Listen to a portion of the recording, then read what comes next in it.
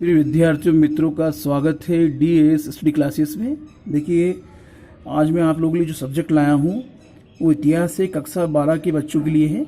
अध्याय 1 है और अध्याय का नाम है ईट मनके तथा अस्तिया, हड़प्पा सभ्यता। और ये सभी आप लोगों के लिए एनसीईआरटी सिलेबस पे है, उस पर आधारित है और उसके अकॉर्डिंग मैं आप लोगों को जानकारी दे रहा हूँ। तो जो महत्वपूर्ण बिंदुओं पर जानकारी है, इसलिए वीडियो आप पूरी देखें, आप सभी से रिक्वेस्ट है। तो देखिए, पहला पॉइंट जो इसके अंदर है कि हड़प्पा सभ्यता का सबसे पहले खोजा गया जो शहर था वो था हड़प्पा था, लेकिन जो सबसे महत्वपूर्ण शहर था वो था मोहनजोदड़ो। और हड़प्पा संस्कृति का जो काल निर्धारण था, यानी कि हड़प्पा संस्कृति किस समय आई थी, इसकी समय अवधि क्या थी, तो वो थी 2600 से लेके और 1900 ईसा पूर्व के बीच ये माना गया है। यानी हड़प्पा संस्कृति का जो काल निर्धारण माना गया है, इसके समय अवधि जो मानी गई है कि ये उस समय ये संस्कृति आई थी। तो कब आई थी ये? 2600 और 1900 ईसा पूर्व के बीच इसे माना गया है। सिंधु घाटी सभ्यता को हड़प्पा संस्कृति भी कहा जाता है। और हड़प्पा सभ्यता का जो सबसे पहले खोजा गया जो शहर था वो हड़प्पा था। हड़प्पा अथवा सिंधु घाटी सभ्यता की सबसे विशिष्ट और जो प्राचीन वस्तु है, जिसे कि हम पूरा वस्तु बोलते हैं, वो है हड़प्पा मोहरे। यानी ये सबसे प्राचीन वस्तु माना गया है खोज के अंदर। इन्हीं हड़प्पाई मोहरों का जो निर्माण है वो सेलखड़ी जो नामक पत्थर था उससे किया जाता था। यानी जो मोहरें उसमें बनाई जाती थी वो सेलखड़ी नामक पत्थर से बनाई जाती थी। और हड़प्पा सभ्यता जो थी एक सुविकसित और एक नगरीय सभ्यता थी। और हड़प्पा सभ्यता मिस्र तथा मेसोपोटामिया की सभ्यताओं के समकालीन थी। यानी इस सभ्यताओं को मिस्र तथा मेसोपोटामिया की सभ्यताओं के समकालीन माना गया, उस समय की सभ्यताओं के समकालीन माना गया है। और हड़प्पा वासियों का जो मुख्य व्यवसाय था वो कृषि था। और इस काल यानी हड़प्पा काल में जो बर्तन बनाए जाते थे वो पत्थर, धातु व मिट्टी से बनाए जाते थे। और हड़प्पा सभ्यता के जो प्रमुख केंद्र थे, जो नगर थे, जो शहर थे, वो थे हड़प्पा, मोहनजोदड़ो, लोथल, कालीबंगा, धोलावीरा, बनावली, राखीगढ़ी, रंगपुर आदि। यानी और भी थे उसमें वहां पर जो कि प्रमुख केंद्र थे हड़प्पा के। और सिंधु घाटी सभ्यता की खोज में जो दो पुरातत्वविद थे, जिनके की नाम है दयाराम साहनी तथा राखलदास बनर्जी, इनका प्रमुख योगदान है। यानी सिंधु घाटी सभ्यता की खोज में इन दो पुरातत्वविदों का बहुत ही महत्वपूर्ण योगदान है, जिनका नाम है दयाराम साहनी तथा राखलदास बनर्जी। भारतीय पुरातात्विक सर्वेक्षण के जो पहले डायरेक्टर थे वो जनरल अलेक्जेंडर कनिंघम थे, जिन्हें कि पुरातत्व का जनक भी कहा जाता था या कहा जाता है। हड़प्पा वासियों का जो मुख्य व्यवसाय था वो कृषि था उस समय।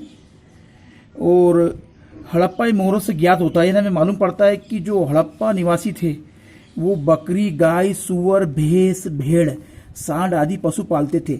यानी हड़प्पाई मोहरों के ऊपर जो चित्र अंकित थे उससे अभी हमें ये जानकारी मिलती है कि हड़प्पा निवासी जो थे वो बकरी, गाय, सुअर, भैंस, भेड़, सांड यानी इस प्रकार के पशुओं को पालते थे। तो ये सब चीज़ें हमें हड़प्पाई मोहरों से मालूम होता है हमें। और हड़प्पा सभ्यता के लोगों का जो प्रिय जानवर था उस समय वो था कुबड़ वाला सांड।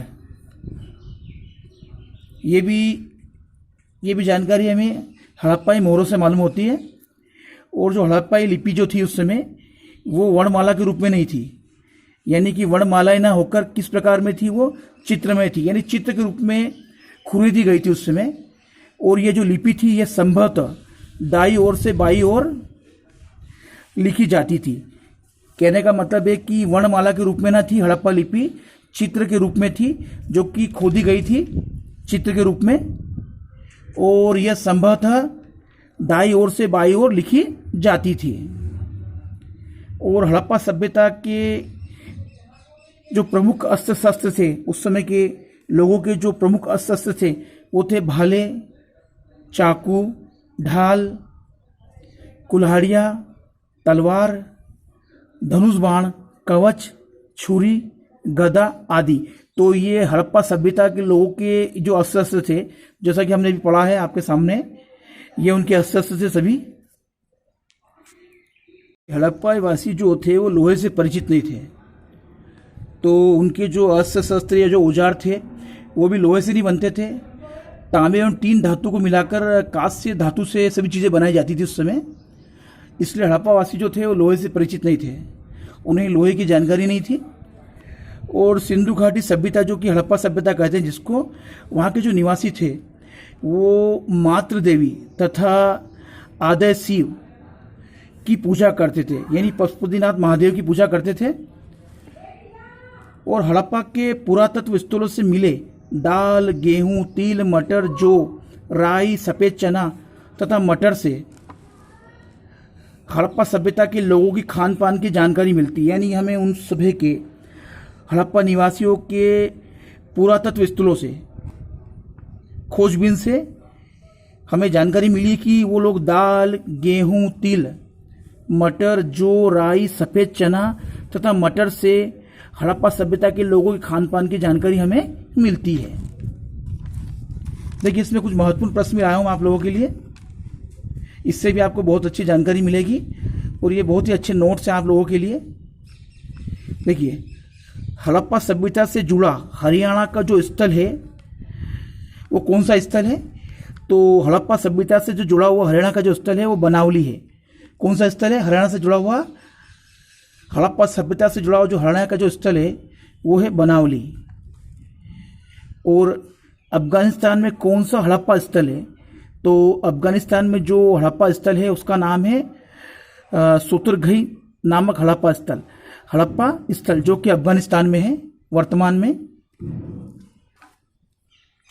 देखिए, अगला प्रश्न है इसी क्रम में कि सिंधु घाटी की सभ्यता को जानने वाले स्रोत कौन कौन से हैं? तो सिंधु घाटी की सभ्यता को हम निम्न स्रोतों जान सकते हैं, वो हैं मोहरे हैं, चित्र हैं, इमारतें हैं, सड़कें हैं। यानी सिंधु घाटी की सभ्यता को जानने की ये बहुत ही महत्वपूर्ण स्रोत हैं। और अगला प्रश्न है कि पुरातत्वविदों ने किस क्षेत्र की संस्कृति को गणेश्वर और जोधपुरा की संस्कृति का नाम दिया है? तो जो पुरातत्वविद थे उनने राजस्थान का जो खेतड़ी क्षेत्र है उसको गणेश्वर और जोधपुरा की संस्कृति का नाम दिया है। कौन से क्षेत्र को? राजस्थान का जो खेतड़ी क्षेत्र है उसको उन्होंने गणेश्वर और जोधपुरा की संस्कृति का नाम दिया है पुरातत्वविदों ने। देखिए, अशोक के जो अभिलेखों को सर्वप्रथम किसने और कब पढ़ा था? तो अशोक के अभिलेखों को सर्वप्रथम जेम्स प्रिंसेप ने, किसने पढ़ा था? जेम्स प्रिंसेप ने।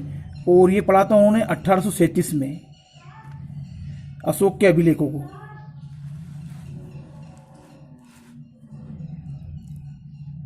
हड़प्पा का सबसे प्रसिद्ध पुरातात्विक स्थल कौन सा है? तो हड़प्पा का जो सबसे प्रसिद्ध पुरातात्विक जो स्थल है उसका नाम है मोहनजोदड़ो। और हड़प्पा में सर्वप्रथम मोहरों की खोज किसने की थी? तो हड़प्पा में जो सर्वप्रथम मोहरों की खोज की थी वो की थी दयाराम साहनी ने।